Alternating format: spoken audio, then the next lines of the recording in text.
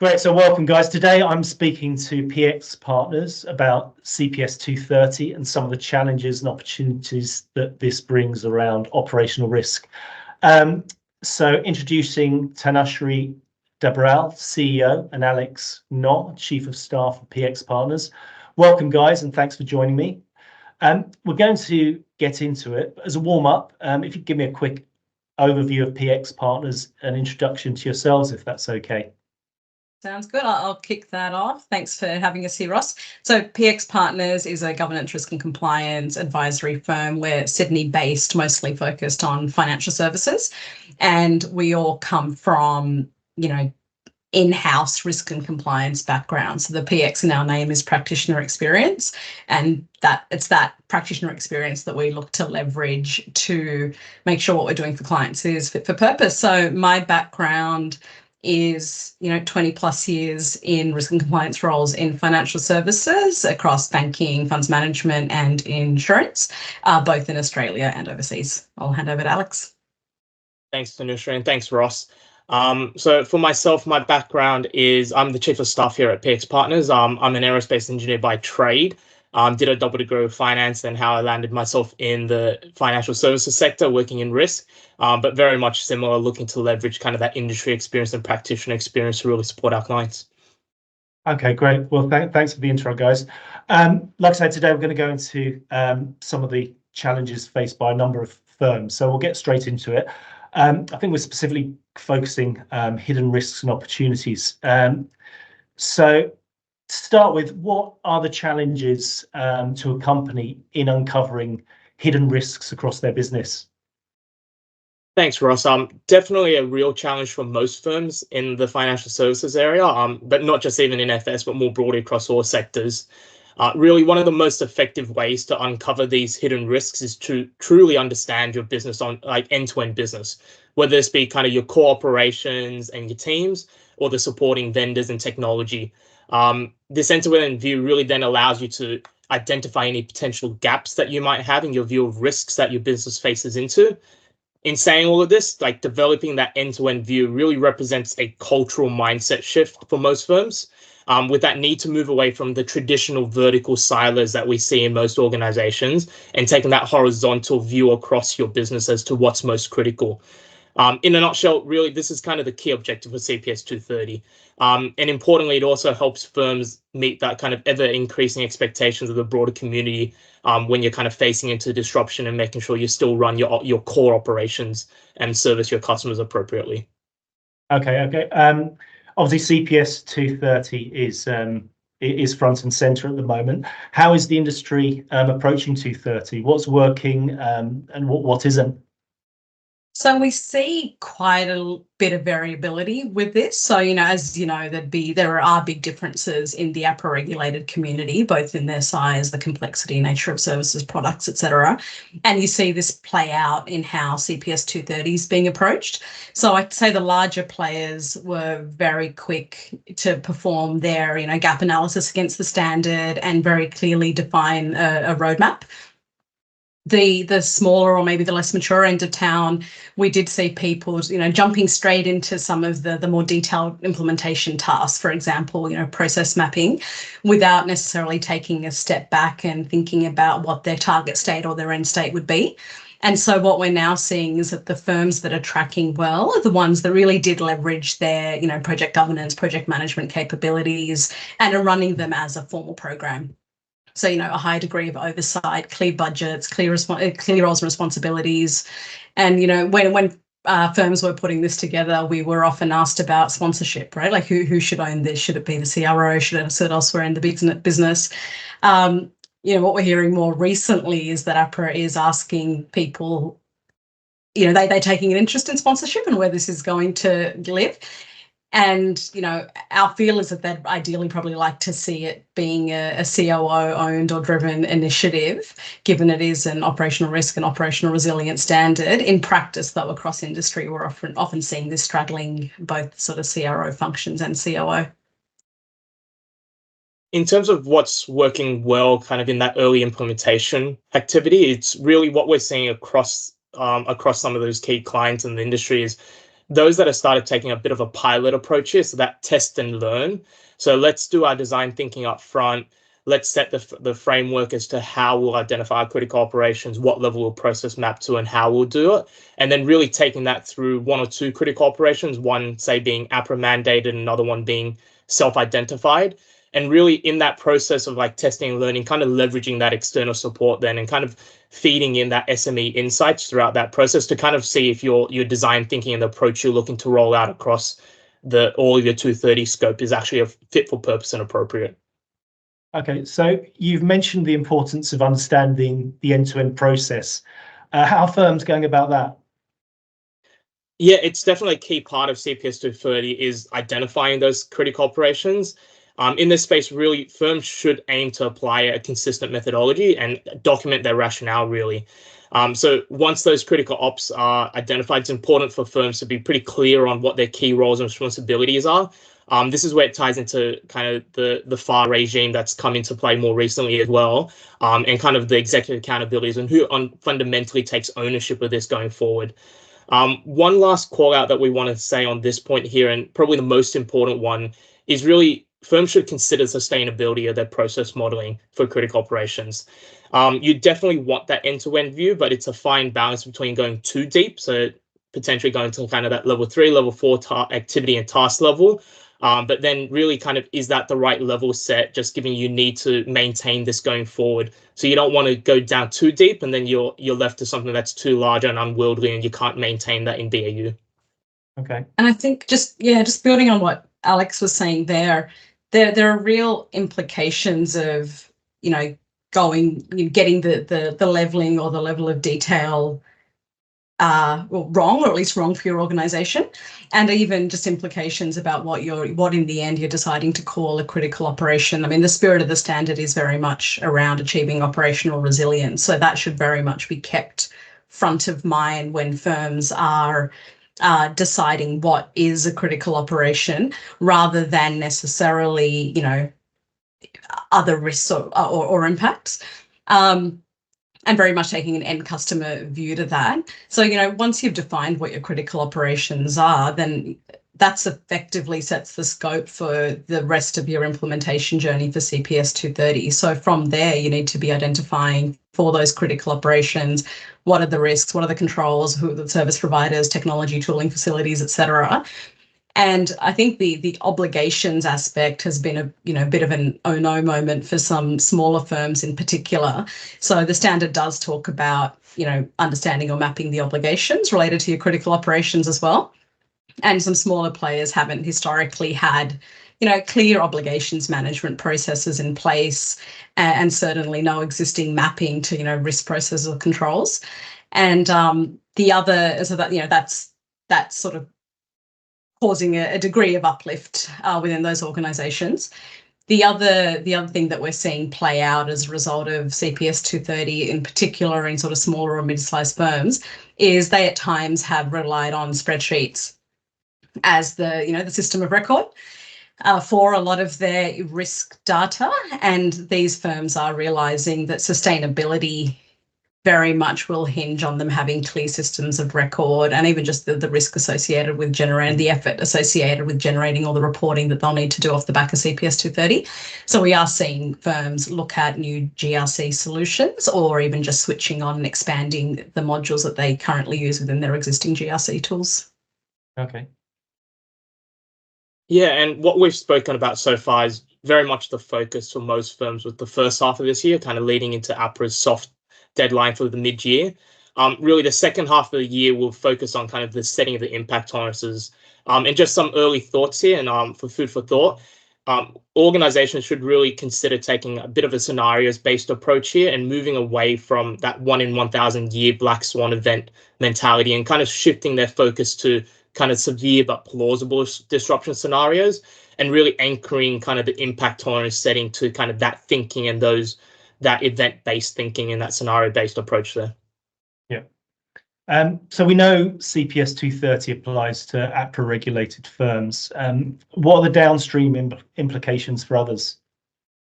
Yeah, so So it's a good question. So we're doing quite a lot of work in the superannuation sector, and we do a lot of work with fund managers as well.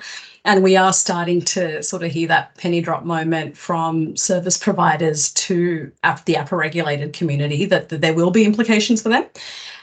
So, as we've touched on, APRA does expect firms to understand their processes and identify who their material service providers are and be comfortable with the operational risk practices and resilience practices at those material service providers.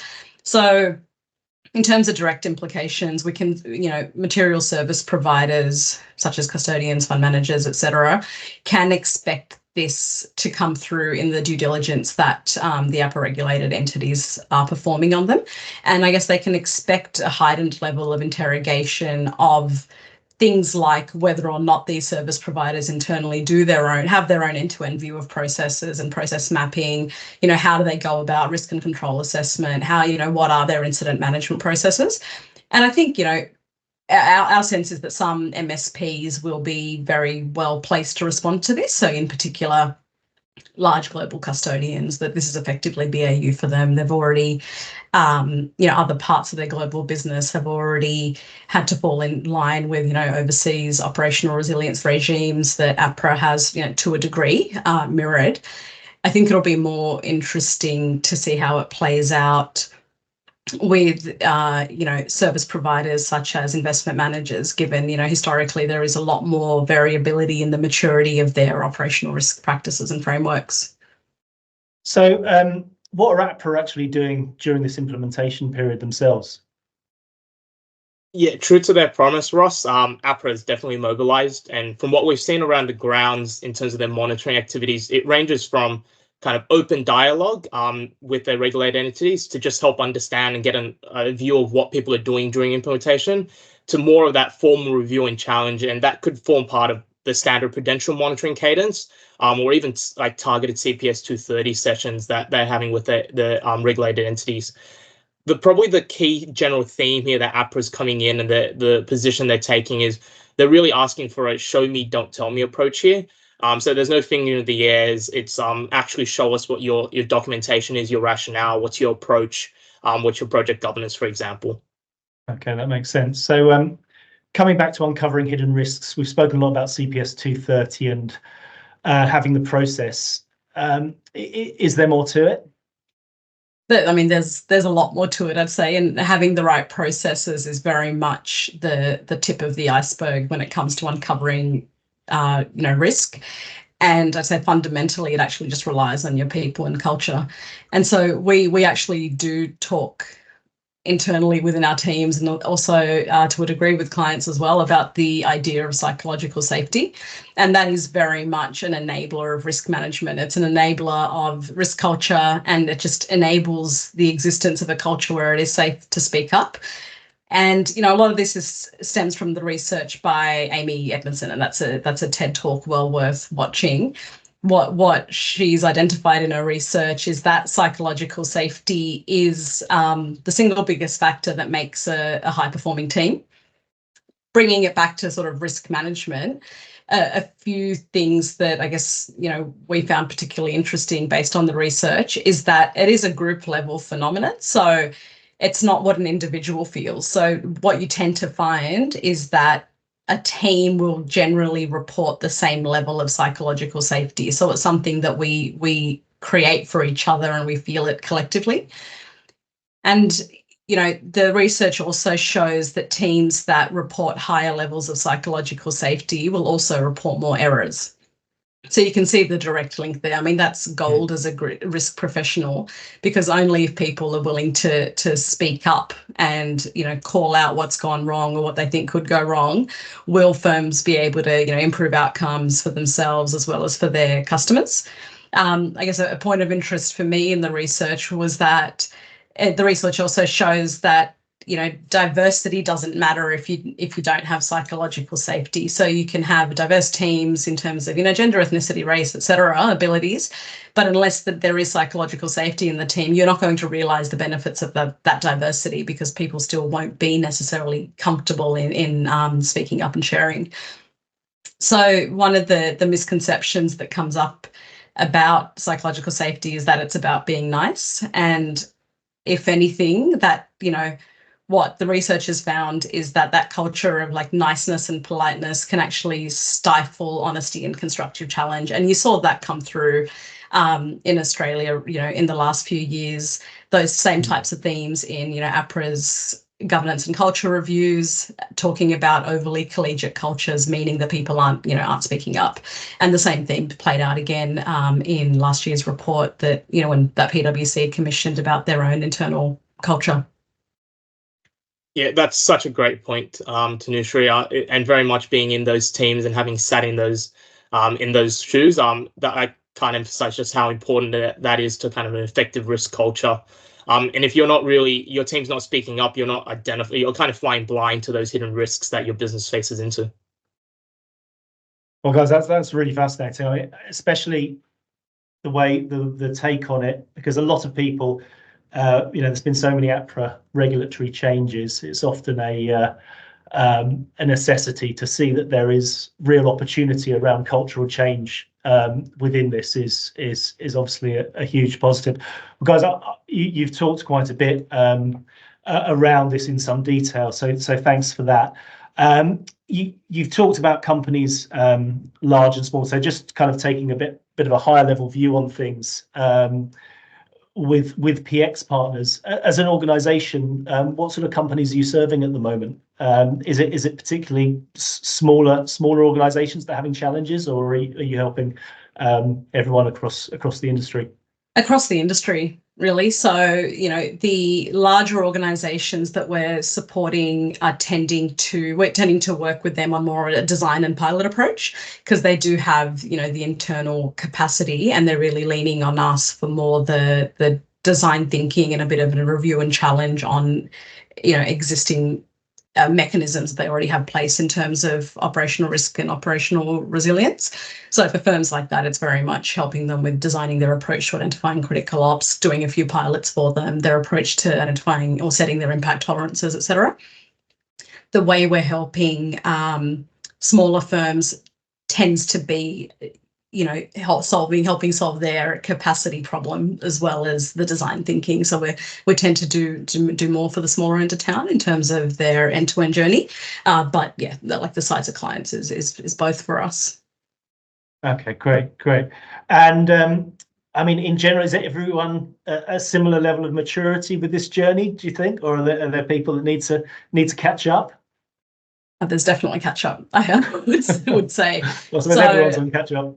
Yeah, so I mean, where I say everyone started, well, I shouldn't say so the banking sector started early, very, very early. When the standard was finalised in July, I'd say everyone very much did start at that point, but what they started with differed, right? So I'd say in perhaps less mature organisations, there was perhaps that early belief that, we'll be able to, this seems okay, we'll be able to do quite a bit of this ourselves with maybe some minor adjustment.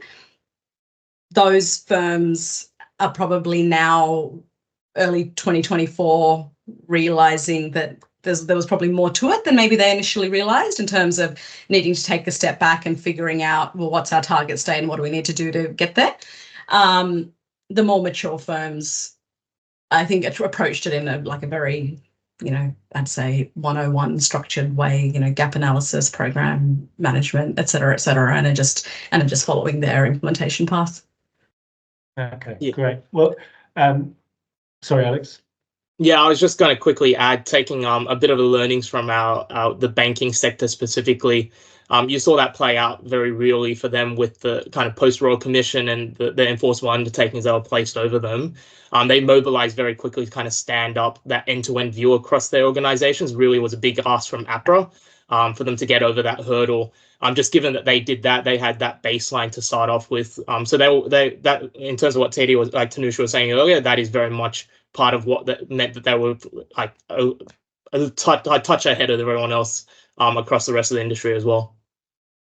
Okay, great. Well, that's some really interesting and in-depth insight, and I'm sure there'll be value there for the people that are living through this transformation at the moment. I'd like to thank you both for your time today. And obviously, anyone watching this that's keen to find out more, I'm sure PX Partners will be very open to sharing some insight. So we'll share all the details of that. So look, we'll wrap that up now. I'd love to follow up and perhaps in a few months or a few weeks and see how things are going. But yeah, for now, thanks guys for your insight, and yeah, hope to catch up with you soon. Great, thanks Ross, always a pleasure. Thanks, Ross. Cheers. Thanks. Bye.